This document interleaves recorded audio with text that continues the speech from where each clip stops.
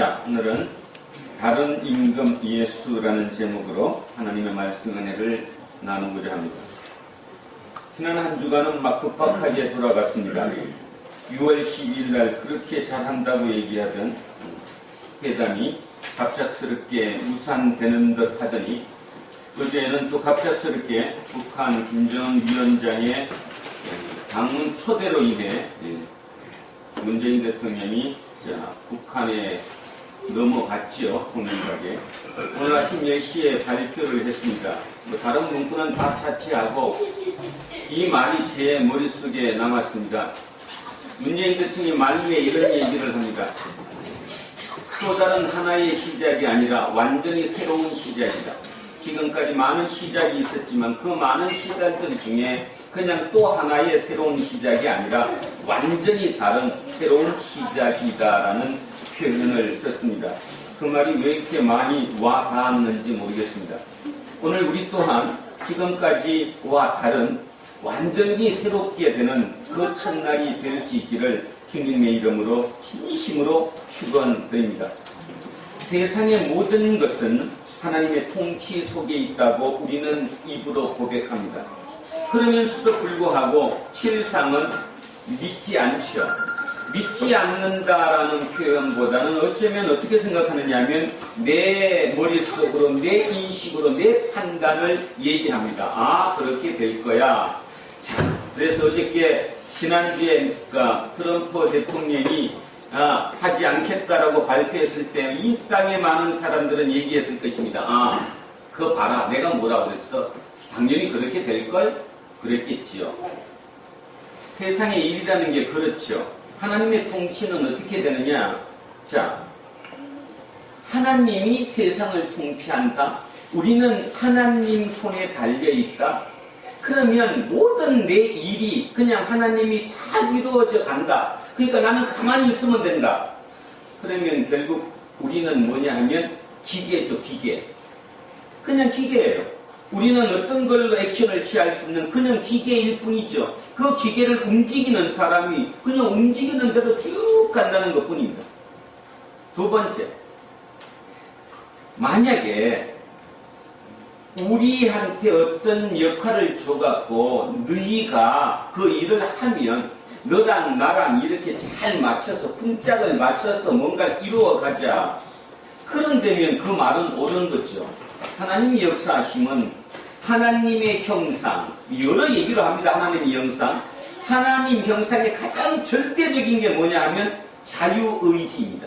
자유의지는 내 마음대로 하나님처럼, 완벽한 하나님은 아니지만 하나님처럼 내가 창조도 할 수 있고 창의성도 가질 수 있고 뭔가 새로운 것을 만들어낼 수 있는, 또 내 마음대로 어떤 내 결단을 할 수 있는 이 자유의지, 그 자유의지가 하나님의 형상입니다.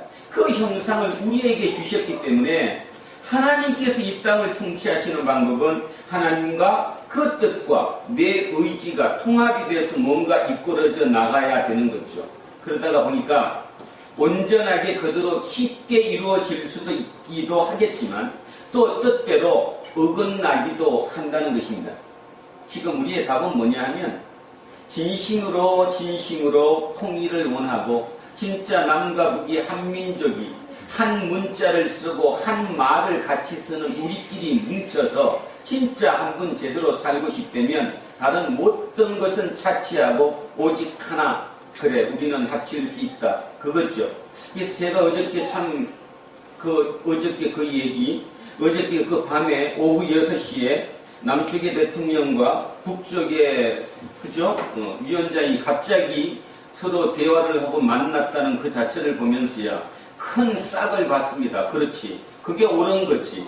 주변국이 아무리 나중에 서로 이렇게 저거에 자기의 이해 타산에 의해서 이러니 저러니 얘기해도 결국 그렇게 됐을 때 딱 막바지에 남과 북이 딱 만났어야 우리 합치자. 그러면 게임 끝나는 거 아니에요? 간단한 거죠. 그런데도 불구하고 우리는 그 간단한 일을 자기 이해타산거에 맞춰서 한다는 것입니다. 여러분, 불의를 왜 행합니까? 불의를 행하는 사람이 나는 이게 불의다 하고 행하진 않거든요. 그런데 정의를 행하는 사람들은 나는 이걸 정의다 하고 행하죠. 근데 정의를 행하는 건 참으로 어려운데 불의를 행하는 건 참으로 쉽습니다. 왜 그렇습니까? 왜 불의가 쉽죠? 정의를 행하는 건 뭐 아무것도 그리낌 없이 그냥 행해요. 왜 그렇습니까? 불의는 나에게 유익을 줍니다. 많이 생각해 보십시오. 불의하다는 것은 내 사이, 자기의 유익을 구하는 게 불의입니다. 그래서 그건 아주 쉽습니다. 왜냐하면 나한테 이익이 되니까. 정의는 왜 어렵습니까? 정의는 나의 이익이보다 공의죠. 공의. 공적인, 이 전체적인 의라 이 말입니다. 오늘도 우리 안병관 집사님이 기도하시면서 하나님의 나라와 그의 의를 구하는 게 어렵다고 말씀을 했어요. 그렇죠. 하나님의 나라의 그 의는 공의지 사의가 아니지요. 그래서 참 어렵습니다. 그리고 저항도 많이 당합니다. 그렇다면 뭔가 생각해 볼 거 있지 않습니까? 끊임없이 우리는 지난 한 주간에도 내 유익을 구했잖아요. 자, 아무 생각 없었지만 고린도전서 13장에 사랑장에 뭐라고 나와 있습니까? 사랑은 자기의 유익을 좋지 않고 다 아시긴 아시네. 다 아시기는. 사랑은 자기의 유익을 구하지 않는 것입니다. 그런데 우리는 평소에 끊임없이 자기의 유익을 구하는 거예요. 그리고 사는 거예요. 그러다 보니까 그게 자기는 선이라고 생각했는데 나중에 결과론적으로 보니까 그게 사회를 어지럽히는 불의가 돼버리고 말았다는 것입니다. 불의. 그래서 결론, 오늘의 결론, 인간은 어쩔 수 없는 죄인이다 이런 뜻이지요. 자, 그럼에도 불구하고 정의를 위해서 하나님의 나라를 위해서 애써갔던 우리의 선진 자 바울을 다시 한번 쫓아가 보겠습니다. 자, 지난주에 이어서 이제 오늘 어디까지 가느냐 하면 지난주에 빌립보에서 어떤 일이 있었죠? 빌립보에서 누구하고 누구가? 예, 바울과 실라가 어떻게 됐어요? 잡혔어요? 안 잡혔어요? 그래서 감옥에 들어갔었어요. 그리고 매도 엄청나게 맞았어요. 그리고 감옥에 잡혔다가 하나님의 기적적인 살림으로 인해 나오게 됐죠. 그리고 바로 빌립보를 떠났습니다. 자, 거기에서 빌립보를 떠나서 암비볼리와 아볼로니아를 다녀서 데살로니가까지 왔습니다. 얼마나 걸렸을까요? 빌립보에서 데살로니가까지 약 150km가 좀 넘습니다. 몇 킬로가 넘어요? 150km. 그러면 며칠 길이었을까요? 며칠 길? 지금 다시 얘기합니다. 빌립보에서 떠났던 바울과 실라는 온몸에 멍이 들었을 것이고, 그죠? 감옥에서 했을 것이고, 잠도 못 잤을 것이고, 육체적인 엄청난 고통 속에 있었을 것입니다. 근데 그들은 그 길을 떠날 수밖에 없었고, 떠나서 암비볼리, 아볼로니를 거쳐서 데살로니가에 이르렀습니다. 150km가 넘는 길이었어요. 하루에 그 몸으로 많이 걸었으면 한 25km 걸었을라나? 30km 걸었다고 치더라도 건 6일, 7일, 일주일 가까운 기간에 걸려서 여기까지 왔다. 이런 뜻입니다. 여기서 첫 번째 우리는 질문을 하나 해봐야 합니다. 왜 어떤 질문이죠? 아니, 빌립보에서 잠도 못 자고 감옥에 갇혔다가 그 두들겨 맞은 그 몸, 그 육체를 해가지고 그 힘든 몸으로 암비볼리를 거쳤으면 그냥 저기서 바로 그냥 눌러 앉아야지. 왜 저기를 거쳐 지나갔을까? 두 번째는 다음에 아볼로니아가 또 왔어요. 그러면 저기에서 그냥 눌러 앉아서 좀 몸도 추스리고 뭔가 했으면 되지 않겠어요? 근데 왜 그 길을 그냥 거쳐 지나왔을까에 대한 질문을 해봐야 합니다. 왜일까요? 왜 그 지친 몸으로 저 두 군데에서 정착하지 않고 서쳐 지나서 6일 길을 그 힘든 몸으로 걷고 또 걸어서 데살로니가까지 와서 지금 안착했을까요? 여러 이유가 있겠지만 여러분은 머릿속으로 질문을 해보셔야 합니다. 왜였을 것 같습니까? 가장 중요한 이유는 이렇게 추정해 볼 수 있습니다. 빌립보와 가까이 있는 암비볼리와 아볼로니아에는 아무래도 빌립보에서 나를 박해했던 그 세력들이 여기까지 올 가능성이 높다고 봤던 거겠죠. 그러니까 거기보다 조금 더라도 멀리 가기 위해서 150km가 넘는 그 먼 곳 데살로니가까지 왔다 이런 뜻입니다. 자, 그래서 거기까지 왔어요. 거기에서 뭐가 있다고 그랬습니까? 유대인의 회당이 있는지라. 유대인의 회당이 있는지라. 바울이 자기의 관례대로 그들에게 들어가서 새 안식일에 성경을 가지고 강론하며, 여기서 또 중요한 말이 하나 있네요. 언제 성경을 가지고 강론했어요? 안식일에. 그것도 몇 번? 3번. 안식일에 3번. 그러면 3주입니다. 그죠? 자, 여기서도 또 하나 생각해 보시기 바랍니다. 아니, 그 힘든 몸을 가지고 여기까지 왔으면 이제 그냥 평소에라도 주중에라도, 안식일이 아닌 주중에라도 그 하나님의 말씀을 증거해서 복음을 증거해야 하는 게 옳은 일 아닌가요? 근데 왜 하필 여기서 이렇게 기록을 해놨죠? 안식일에 3번 성경을 가지고 강론했다. 그러면 나머지 평일에는 뭐 했을까? 그리고 또 하나는, 아니 그 정도 능력이 있었고 지금 여기까지 왔으면 바울과 실라가 헬라인을 상대로 그냥 복음을 전하면 됐지, 왜 하필이면 유대인의 회당에 들어와서 그들과 했을까? 여기에 대한 또 질문을 한번 가져봐야 합니다. 데살로니가 전서 2장 7절에 한번 가보면, 자, 여러분은 안 가셔도 됩니다. 제가 가보겠습니다. 데살로니가 전서 2장 7절에 가보면 제가 한번 읽어보겠습니다. 9절로 가겠습니다. 형제들아, 우리의 수고와 애쓴 것을 너희가 기억하리니 너희 아무에게도 폐를 끼치지 아니하려고 밤낮으로 일하면서 너희에게 하나님의 복음을 전하였노라. 자, 바울이 후에 데살로니가 교회 교인들한테 편지를 쓰면서 이렇게 썼다는 거죠. 한번 되겠습니다. 형제들아, 우리의 수고와 애쓴 것을 너희가 기억하리니 너희 아무에게도 폐를 끼치지 아니하려고 밤낮으로 일하면서 너희에게 하나님의 복음을 전했다. 그러면 왜 안식일에, 그것도 새 안식일에 전했을까? 그러면 평소에 뭐 했을까? 돈 벌었다는 거죠. 돈을 벌었다는 겁니다. 그 몸으로 일을 해가면서. 그러면 그 일을 해가면서도 이들에게 복음을 전하다가 보니까 생판 전혀 기존 개념이 없는 사람들보다는 그래도 유대인의 회당에서 하나님의 말씀, 그것을 아는 사람들에게 전하는 게 낫다고 판단한 것이겠지요. 여기서 우리는 많은 생각을 가지게 됩니다. 세상에 어떤 일을 하든 나한테 가장 유익한 조건, 내가 가장 잘할 수 있는 조건을, 최적의 조건을 찾아내야 한다는 거죠. 그리고 그 일을 감당해야 한다는 것을 오늘 우리에게 보여주고 있는 것 같습니다.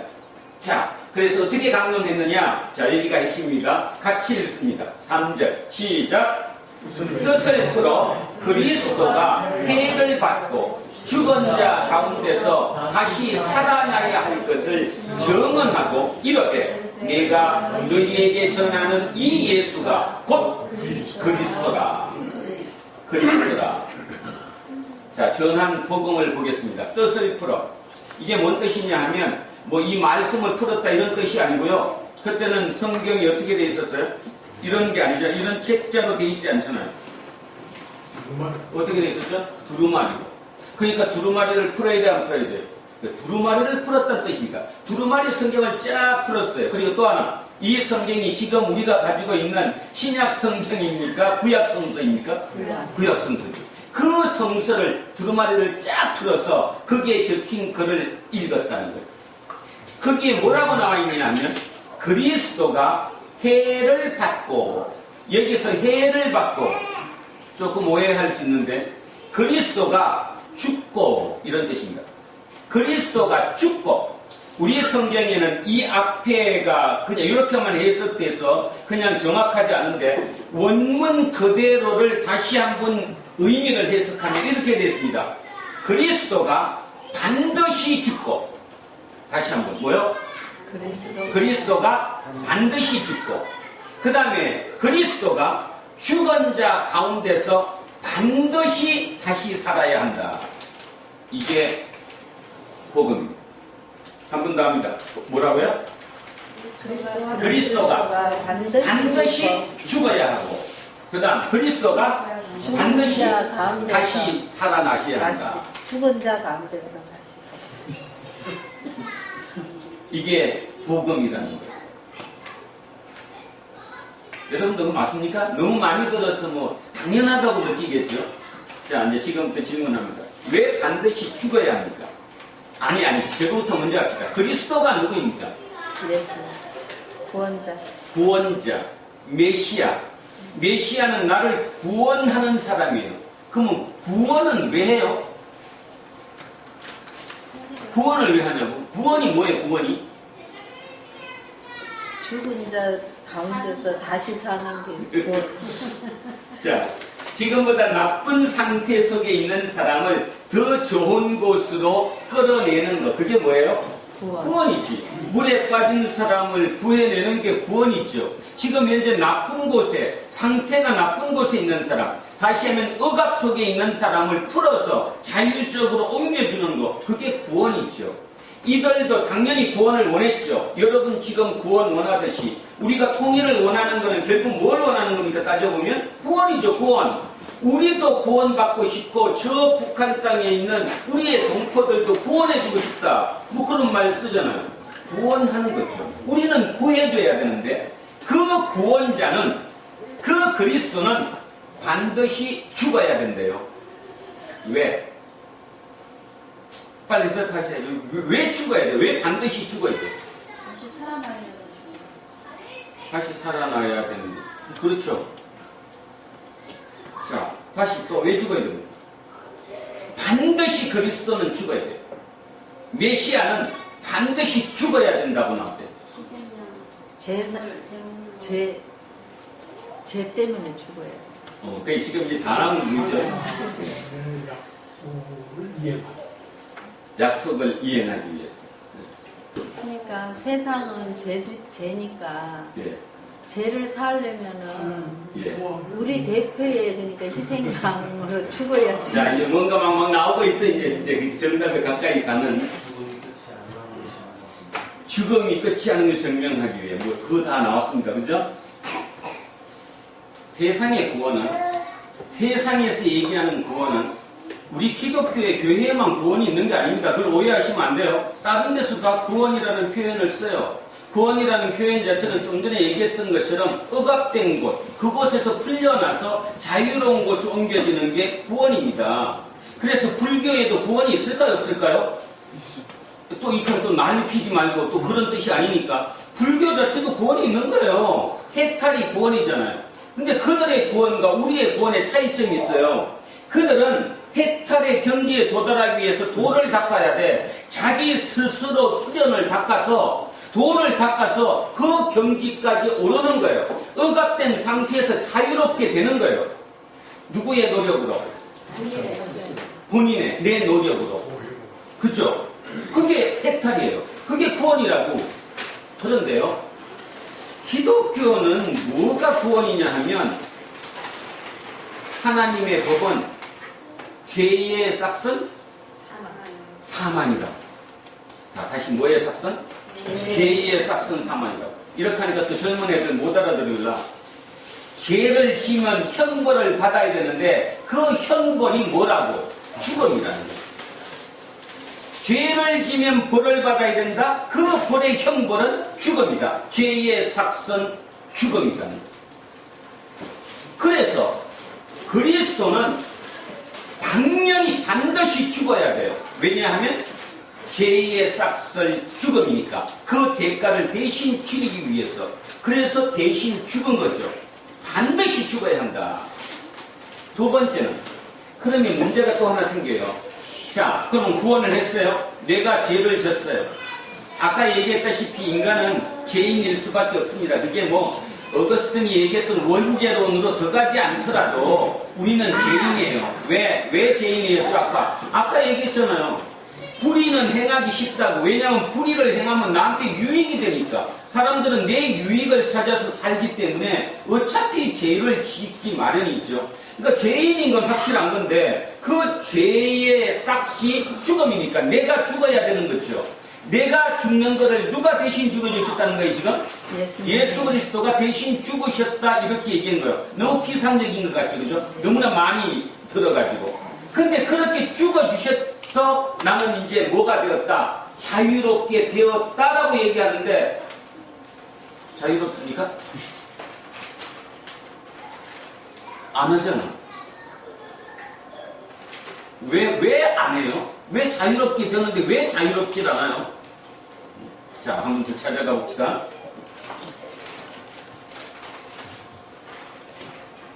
자유롭게 되지 않았다. 그런데 만약에 예수님께서 죄의 삭세 사망이니까 우리를 대신해서 내 죄를 대신해서 본인이 형벌로 죽으셨다면, 그러면 예수님의 죽음이 끝이 되면 우리의 말도 끝으로 죽음으로 끝나는 거잖아요. 그렇다면 아무 의미가 없잖아. 그러니까 결론적으로 제일 중요한 거, 반드시 다시 어떻게 해야 돼요? 태어나야 돼. 살아나셔야 됩니다. 반드시 살아나셔야지만이 내가 새로운 존재로 화할 수 있는 거잖아요. 이게 기독교의 구원입니다. 그러니까 다른 구원과 다시 구별하면, 불교의 구원은 해탈이에요. 내 어떻게든 노력으로 인해서 내 어떤 그 도를 닦는 그 수련 과정을 통해서 해탈의 경지까지 오를 수 있다라고 보는 거예요. 그게 부처라고 얘기하는 것이고 그게 해탈이라고 얘기합니다.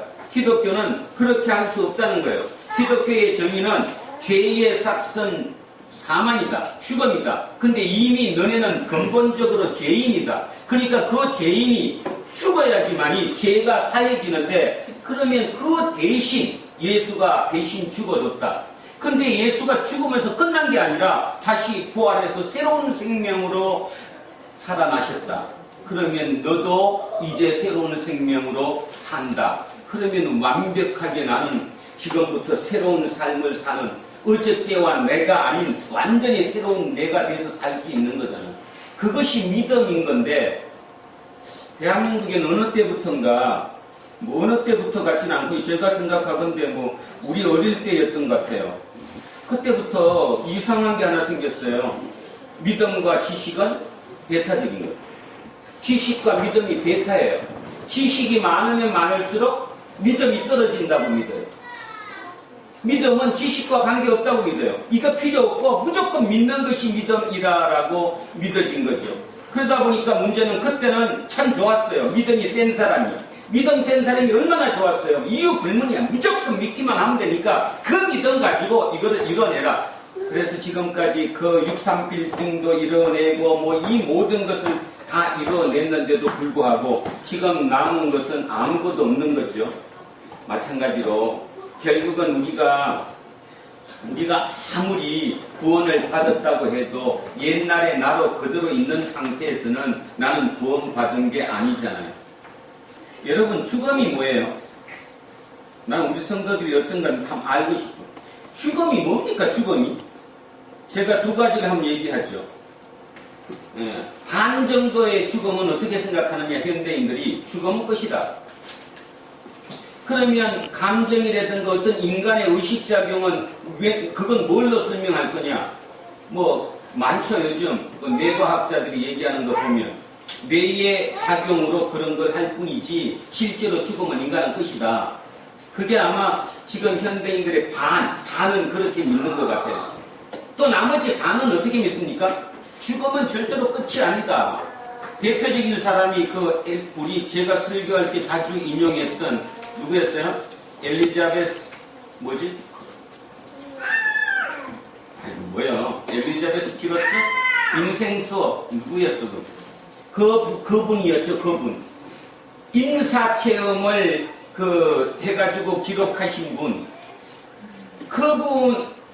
그분에 따지면 죽음은 끝이에요, 끝이 아니에요? 끝이 아니라는 거죠. 인사 체험자들을 만나서 인터뷰한 대가로 자기가 연구한 결과로 따져보면 죽음은 끝이 아니라 죽음은 새로운 시작이다라고 얘기하는 거예요.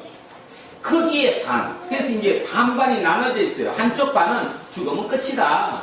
죽음 뒤에 뭐가 있냐? 단지 여기 이런 모든 감각하는 것은 여기 뇌의 작용일 뿐이다. 아니다. 절대로 인간은 그렇지 않다. 죽음 이후에 새로운 시작이 있을 수 있다.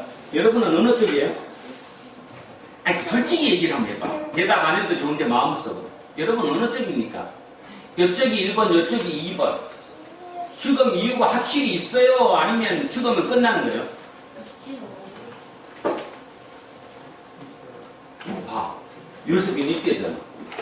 죽음 이유가 확실히 있대. 자, 그러면 죽음 이유가 확실히 있다면 거기에서 또 이제 두 가지를 얘기합니다. 하나는 그러면 육체는 이 땅에 묻어지고 영혼만이 절로 간다.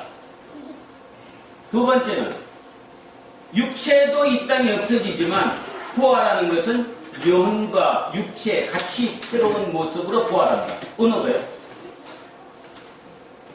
성서적인 후자죠. 아니, 성서적인 걸 따진 게 아니라 지금 여러분의 믿음을 나한테 얘기해달라고 그러는 어떤 걸 믿고 계시냐는 거예요, 지금. 한 번 더 잊어먹었어. 죽음 이유가 있다. 죽음은 새로운 출발이다. 자, 거기까지 동의하셨어요, 그럼. 자, 그럼 좋습니다. 두 번째. 그러면 뭐였지? 천국에 간다. 영원히 천국에 간다. 자, 육은 이 땅에 끝나는 거고 영혼만 부활이 해서 새롭게 사는 거냐? 아니면 부활 자체가 영혼과 육체까지 다 부활이 되는 거냐? 어느 거냐? 그러니까 성서로 따지지 말고 여러분의 믿음으로 따지는 거니까. 쉽게 영혼만 천국 가는 거지. 아직은 육체가 살아나는 거는 못 봤습니다. 다른 데서 살아나는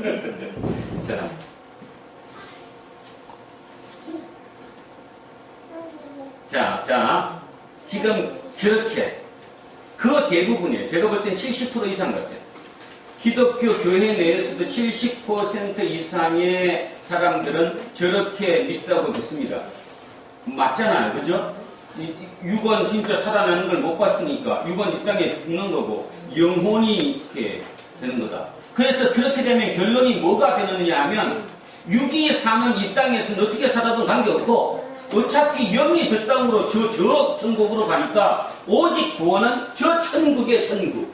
그러니까 이 땅에서는 이 땅에 이 쾌락을 누리는 거 다 그대로 살아도 돼. 그리고 저 천국만 가면 된다라고 생각을 하고 사는 거죠. 근데 기독교에서 구원은 영과 육의 같은 구원입니다. 부활하신 예수는 우리가 보지는 못했지만 기록상으로 또 기독교 역사를 기록한 사람, 또 기독교가 이어진 모든 교리적인 측면을 다 따져보면 육의 부활입니다. 단지 그 육의 부활이 이것입니다. 자, 예를 한번 들어보죠. 애벌레가 어디로 들어갔다가 고치로 들어갔다가 고치를 깨고 나오면 애벌레로 나와요? 나비로 나와요? 나비로 나와요. 나비로 나오는 거지. 나비도 육체가 있는 거죠. 다시 얘기하면 애벌레 육체에서 고치로 들어갔다가 다시 태어날 때는 나비의 육체로 나오지 애벌레로 그대로 다시 나오지 않는 거라는 겁니다. 그래서 우리는 영과 육이 같이 부활한다고 믿는 것이지요. 자, 그거를 믿는 것을 보면 여기 이 얘기가 정확하게 들어와야 돼요. 그리스도는 반드시 죽어야 하고 두 번째는 죽은 자 가운데서 반드시 다시 살아나야 돼요. 이게 기독교의 구원론입니다. 그러면 기독교의 구원론은 언제부터냐? 영만 간다면, 다시 얘기해서 영만 부활해서 저쪽 간다면 이 땅에 살 때 별짓 다 해도 관계없어요. 술을 먹고 뭐를 하든 그지? 뭔 짓을 하든 어때? 어차피 나중에 거기만 가면 되니까. 그런데 여기서 얘기하는 구원은 이 육과 육이 같이 부활하는 것으로, 당시 애벌레의 육이 나비의 육으로 부활하는 것으로 바뀔 뿐이지 그대로 다 부활이 이어지기 때문에 이 땅에서 삶부터 우리는 부활의 삶, 다시 얘기하면 하나님 나라의 그 백성으로서의 삶을 살아내야 된다는 겁니다. 그런데 그게 없어진 거예요. 대한민국 교회에서 지금 없어진 게 그거예요. 제가 오늘 교육하는 것 같이 얘기를 하지만 왜 이 말씀을 꼭 드려야 되느냐 하면, 제가 이렇게 얘기했다고 해서 여러분이 다 이해하지 못할 것이라는 것도 당연히 압니다. 그렇다고 해서 제가 얘기를 안 할 수는 없는 거예요. 왜냐하면 자기는 열심히 믿는다고 얘기하면서 전혀 엉뚱한 것을 믿고 있기 때문이지요.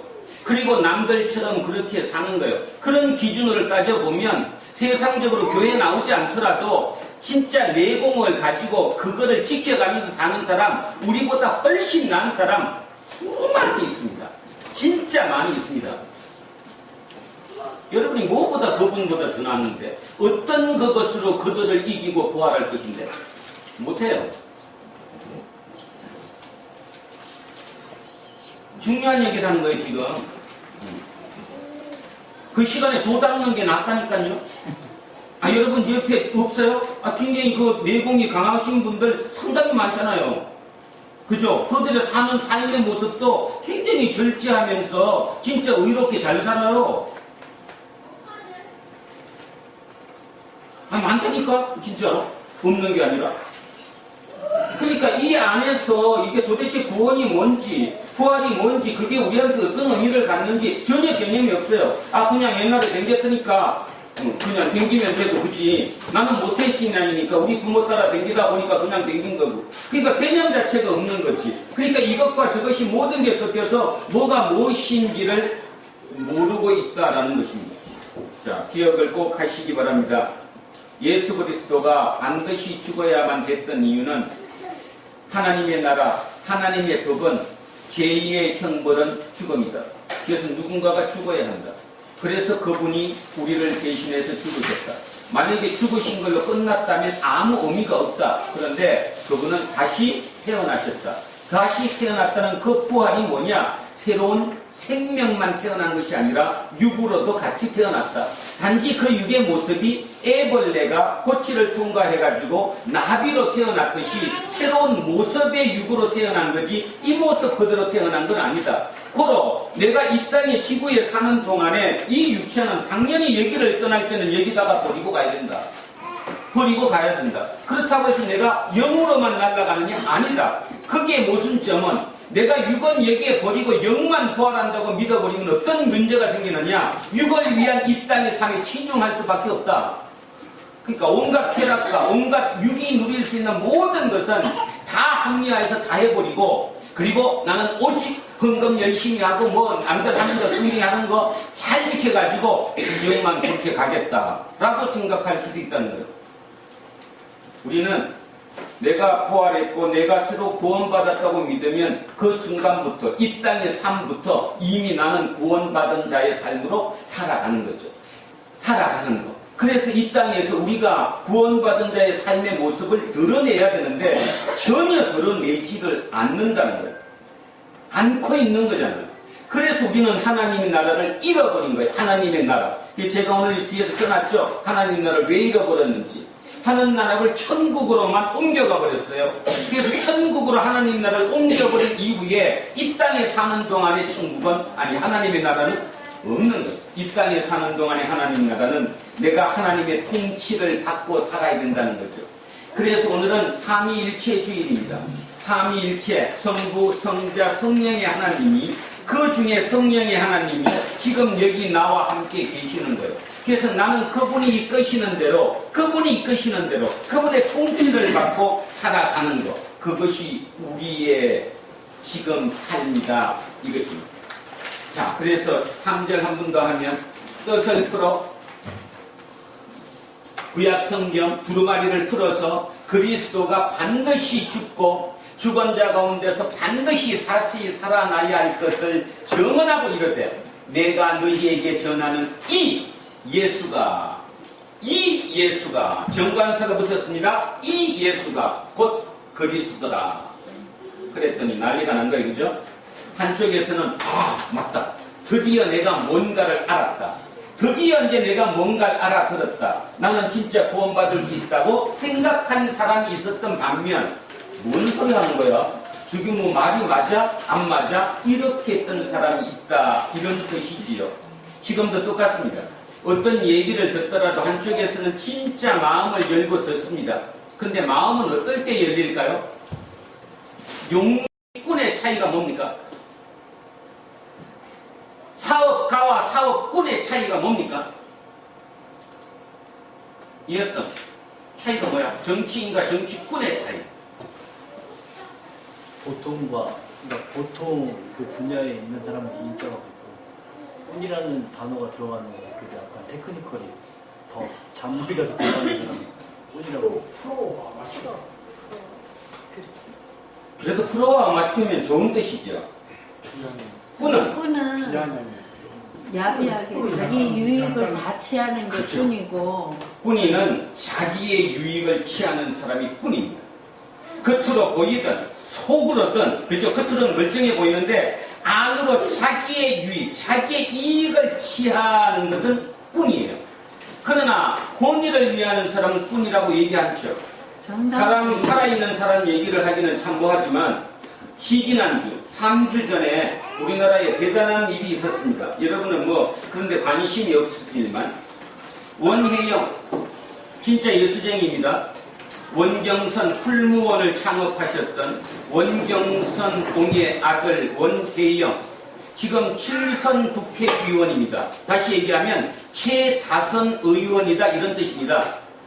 그 말은 뭔 뜻이냐 하면 다음 이제 지금 6월달이죠. 다음번 국회 회기에 국회의장이 바뀝니다. 그러면 그 국회의장이 여당에서 나와야 하거든요. 그럼 여당이 누구예요? 더불어민주당. 그럼 더불어민주당에서 최다선 의원이 상식적으로 그냥 국회의장을 승계합니다. 3주 전에 원내의원 의원이 기자회견을 자청했습니다. 뭐라고 얘기했냐면 지금 이런 통일을 앞두고 있는 막중한 시기, 정치가 실종되는 이런 시기에 내가 국회의장 맞지 않겠다. 우리의 에너지를 거기다 쏟지 말라. 그래서 나는 자진 사퇴한다. 그래서 누가 맡았냐 하면 옛날 노무현 대통령 비서실장 누구였어요? 문희상. 예. 문희상 씨가 자동적으로 아무 그거 없이 그냥 그대로 다음번 국회의장으로 내정이 되었습니다. 제가 그걸 보면서 야 원혜영은 사람 아니야? 사람이잖아요 그분도. 그죠?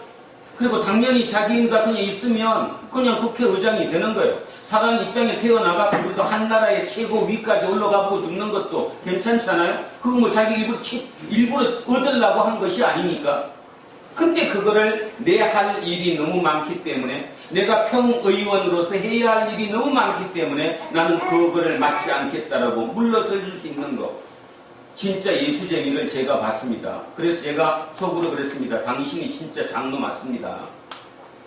그러니까 우리는 전부 다 정치뿐만 있는 그 속에서도 진짜 정치인이 있다고요. 그리고 그분이 이렇게 얘기했어요. 그분 아버지가 원경선홍이신 건 알죠? 그분이 아들이 정치를 한다고 했을 때 너 진짜 정의를 위해 하나님의 나라를 위해 할 수 있겠냐?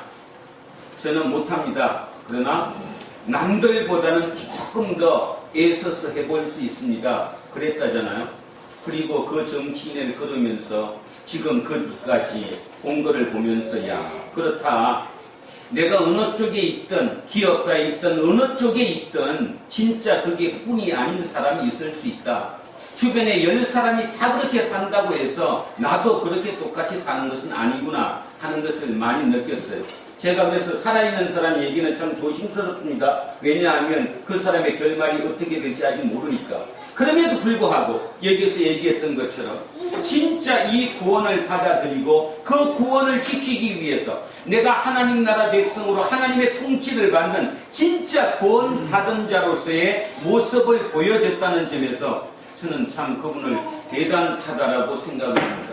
관심 갖고 생각해 보시기 바라고 내 삶을 살아가면서도 설교와 여러분의 삶 속에서 대척될 때, 이분법적으로 나눠질 때, 이게 어느 것인가 했을 때, 그래도 원혜영 그분을 기준 삼아 보시기를 바랍니다.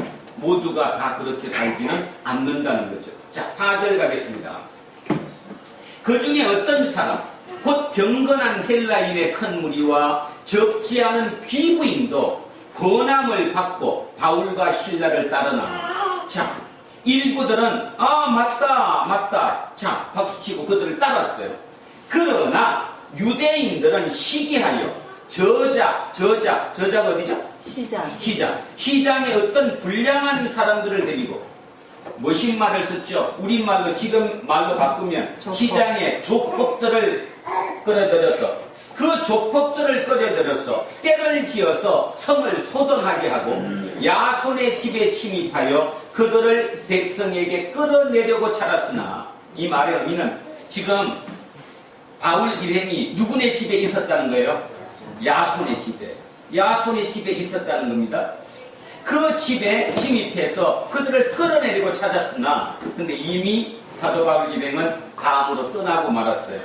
자, 발견하지 못함에 야손과 및 형제들을, 여기 이 형제라는 것은 야손의 형제가 아니라 우리 그 예수쟁이들, 그 일부 예수쟁이들, 그 집에 모여있는 그 형제들을 끌고 업장들 앞에 가서 소리 질러 이르되, 천하를 어지럽게 하던 이 사람들이 여기도 이러매. 자, 여기에 키포인트 첫 번째, 천하에 뭐요?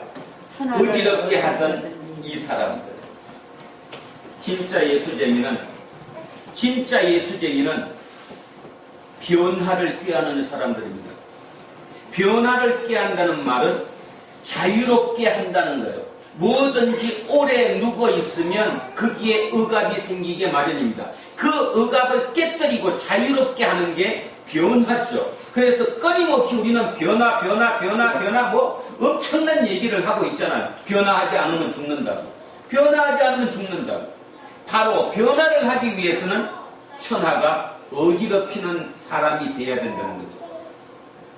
저는 우리 집사람이 참 세상을 어지럽히는 사람이라고 생각합니다. 좋은 뜻에서. 물론 이건 제 개인적인 얘기이기도 하지만 우리 공동체적인 얘기니까, 어제 제가 쇼크를 받아가지고요.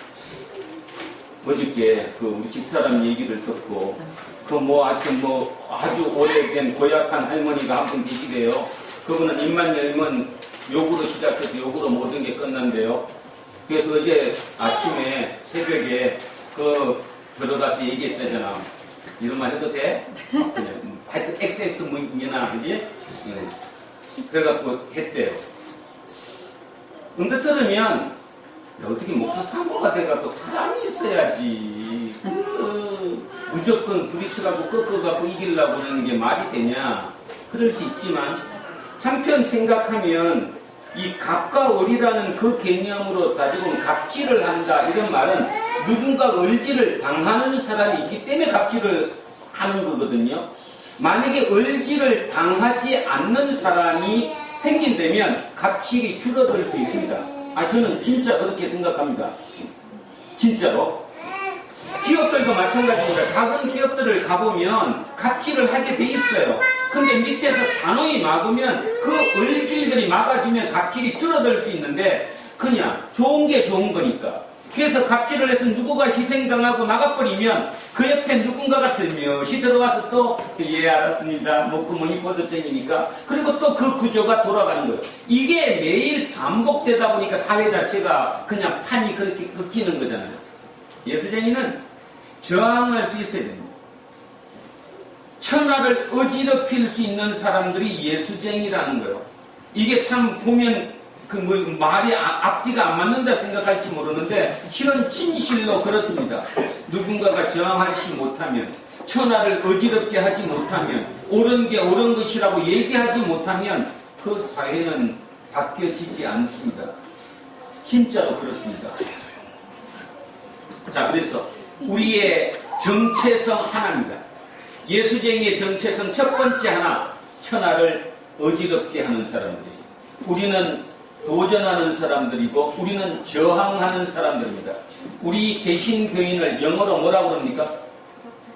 프로테스탄트. 프로테스탄트가 뭐 하다예요? 저항하다는 거죠. 우리는 저항. 그런데 대한민국 교회가 어느 날부터 저항을 잃어버렸어요.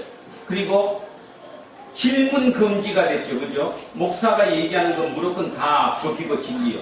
어디 거기에 감히 토를 달아. 그죠? 저항해야 된답니다. 저한테도 저항을 해줘야 되는데 전 저항 미리 받으려고 막 시키잖아요. 그래도 대답도 제대로 안 합니다. 그러니까 토론하는 거예요. 토론하는 거. 어떤 사람이 저보고 그러더라고. 설교가 너무 어수선해요. 어수선해요. 그래서 제가 그랬어요. 그럼 설교는 어떻게 해야 됩니까? 했어. 참 애들 얘기도 없이 조용한 데서 하나님의 말씀이 선포되는 거예요. 그래서 제가 그랬어요. 나는 하나님이 아니라서 하나님 말씀을 선포를 못한다고. 그러니까 우리는 저렇게 봐 애들도 울고 얼마나 살아있어. 그럼 조금 더 울어도 돼.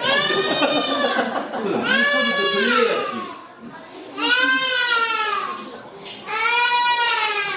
살아있으면 실제로 그렇습니다. 실제로 살아있으면 그런 것이 살아있는 것이지 무조건 다 공평하다고 그것은 아니라는 거예요. 예배가 꼭 그래야 된다는 것에 대해서는 저는 아니라고 생각합니다. 예배는 말 그대로 진짜 얘기해서 우리가 자유로울 수 있어야 되고 하나님의 생각을 생각할 수 있는 공간일 수 있어야 되고 의문을 가질 수 있어야 되는 곳이라고 생각합니다. 자, 그래서 지금 여기 천하를 어지럽게 한다. 그다음 두 번째 7. 야손이 그들을 맞아들였도다. 이 사람들이 다 가이사의 명을 거역하여. 누구의 명을 거역했어요? 가이사. 가이사가 누구죠? 가이사르. 가이사르. 다른 말로 뭐죠? 시저. 시저. 자, 뭡니까? 이게 황제의 이름이죠. 이 황제의 명령을 거역해서 다른 임금, 곧 예수라 하는 이가 있다. 그래서 오늘 설교 제목에 제가 이 문구를 달았습니다. 다른 임금 예수. 여러분에게 질문합니다. 이제 여러분에게 임금이 가이사입니까? 아니면 다른 임금 예수가 있습니까? 자, 이렇게 얘기하면 또 여러분이 이런 답을 할지 몰라요. 제가 미리 제가 답합니다. 우리는 우리 임금은 예수가 맞아요. 그것도 정답이 아니에요. 왜냐하면 우리의 임금은 가이사가 맞아요. 대한민국 대통령은 문재인이라니까. 대한민국 대통령이 하나님이 아니라고요. 대한민국 대통령은 가이사가 맞습니다. 문재인 대통령이 맞아요. 그러나 우리는 그 임금만 섬기는 것이 아니라 다른 임금, 곧 예수라는 임금도 섬기고 있다는 것. 그러면 차이가 뭡니까? 그 차이와 그 차이. 우리는 이 땅을 살아가면서 물리적으로 보이는 실체인 이 대통령, 이 가이사의 통치를 받습니다. 그런데 이 가이사의 한계가 있어요. 이 가이사는 우리에게 모든 권력을 행사할 수 있고 심지어는 우리를 십자가에 달려 죽게 할 수도 있고 우리를 사형시킬 수도 있지만 이 가이사는 죽고 난 뒤에 부활을 못해요. 부활을 못합니다. 그런데요, 이 임금은, 예수라는 이 왕은, 우리의 왕은 죽었는데 새로운 부활을 해요. 그래서 당연히 우리는 왕이 두 사람일 수밖에 없어요. 이 땅을 사는 동안의 왕은 당연히 가이사고 이 가이사의 통치를 받을 수밖에 없어요. 그러나 그 속에 살면서도 우리의 생명은 이 땅이 끝이 아니는 거. 아까 얘기했잖아요. 우리의 부활 끝이 아니니까 우리의 삶은 이어지는 거니까 우리의 생명을 책임지는 생명세계의 왕, 그 왕이 예수라는 것도 우리는 믿는 거예요. 그런데 이 사람들은 이걸 지금 오해한 거잖아요. 저 사람들이 얘기한 데 보니까 가이사의 명을 거역하고 자기들의 임금 예수라고 하는 사람 말을 믿고 살더라. 아니라는 거죠. 오해했다라는 것입니다. 그리고 실제로 이런 경우가 곳곳 있었습니다. 우리 역사에 언제 있었죠? 중세시대에 황제와 교황이 통치권을 나눠 가졌던 그런 시절이 있었습니다. 그 시절에 쉽게 얘기하면 다른 임금 예수가 세상을 통치한 적이 있었어요. 그런데 어떻습니까? 우리는 그 천년의 시대를 중세를 뭐라고 부르죠? 암흑의 시대라고 부릅니다. 암흑의 시대. 그래서 말도 안 되는 십자군 전쟁을 벌였고요. 어마어마한 사람들을 살상하게 됐습니다. 그래서 저는 개인적으로 예수가 통치자가 되는 것은 꼭 옳지는 않다고 생각합니다. 그렇다고 100%는 아닙니다. 단지 아까처럼 진짜 원혜영 의원처럼 진짜 사람의 삶, 저들의 삶을 구원해주기 위해서 자기의 모든 것을 버릴 수 있는 그런 정치인, 그런 사람이 있다면 그 사람은 통치가 가능할 수도 있겠다고는 생각하지만 이게 일치된다고는 생각하지 않는다 그 말입니다. 자, 그래서 오늘 두 가지 우리는 머릿속에 기억해야 됩니다. 하나는 예수쟁이는 첫 번째 누구라고요? 세상을 어지럽히는 자예요. 두 번째, 우리는 세상의 왕도 섬기지만 세상의 왕을 뛰어난 예수 그리스도를 왕으로 섬길 수밖에 없다는 것. 왜냐하면 그 예수 그리스도는 나비가 된 이후에 우리의 모든 왕일 것이니까. 지금부터 그 모든 과정 속에 우리는 그 왕이니까. 그러면 그것을 세상과 어떻게 타협하느냐? 그 얘기에 대해서는 원혜영 의원처럼 또는 그 외에도 상당히 참 많은 주변에 소수이지만 이름 없이 그런 소문 없이 그 다음에 자기 PR 없이 포퓰리즘 하지 않는 것처럼 그렇게 해가면서도 자기를 하나님 뜻대로 살아가려고 애쓰는 그 모든 사람들이 우리의 답이 될 것이라고 믿습니다. 우리 두란노 공동체는 그런 공동체가 되어야 하고 우리 모든 사람들은 날마다 그 생각을 마음속에 새기면서 두 임금을 모시고 잘 살아갈 수 있는, 그래서 우리를 통해서 예수 그리스도가 드러낼 수 있는 우리 모두가 되실 수 있기를 주님의 이름으로 축원합니다. 기도하겠습니다. 살아계신 아버지 하나님, 오늘도 우리는 하나님의 말씀을 새겼습니다. 우리가 알고 있는 막연한 부활, 막연한 구원이 아닌 조금 더 구체적인 우리의 죄의 싹센 사망, 그 사망으로 우리의 죄를 대신해 주셨던 예수 그리스도, 그로 예수 그리스도는 반드시 죽으셔야 하셨고, 그러나 그 죽음으로 끝나셨다면 우리는 다시 새로운 나비의 모습으로 그 영원한 생명은 얻을 수 없었기 때문에 그 영원한 생명의 모습으로 부활하신 그 예수, 그 예수를 동시에 믿는 그 구원 속에서 날마다 이 땅의 삶에 자유롭게 삶을 살아가기로 생각하고 다짐할 수 있는 우리로 이끌어 주심을 알게 되어서 참으로 감사하고 또 감사합니다. 세상이 하수상하고 어렵습니다. 모든 것이 왜곡되고 전도되었습니다. 옳지 않은 것이 옳다고 얘기합니다. 우리 또한 그 가운데 서 있습니다. 지금까지 우리가 옳다고 믿었던 그 예수가 실은 옳지 않았던 예수를 상상하고 우리의 욕망을 추구하는 대상으로 전락시키지 않았는지 그 모든 것을 생각해 봐야 할 그 분기점에 우리는 서 있다고 생각합니다. 예수를 믿으면서도 진정 자유롭지 못했던 우리가 무엇 때문인지를 깨닫게 하시고 더욱더 지식을 통해 그 믿음을 더 굳세게 만들어 나갈 수 있는 우리 두란노 공동체 모든 식구들이 될 수 있도록 성령님 우리를 도와주시옵소서. 감사드리며 거룩하신 예수 그리스도 이름으로 기도합니다. 아멘.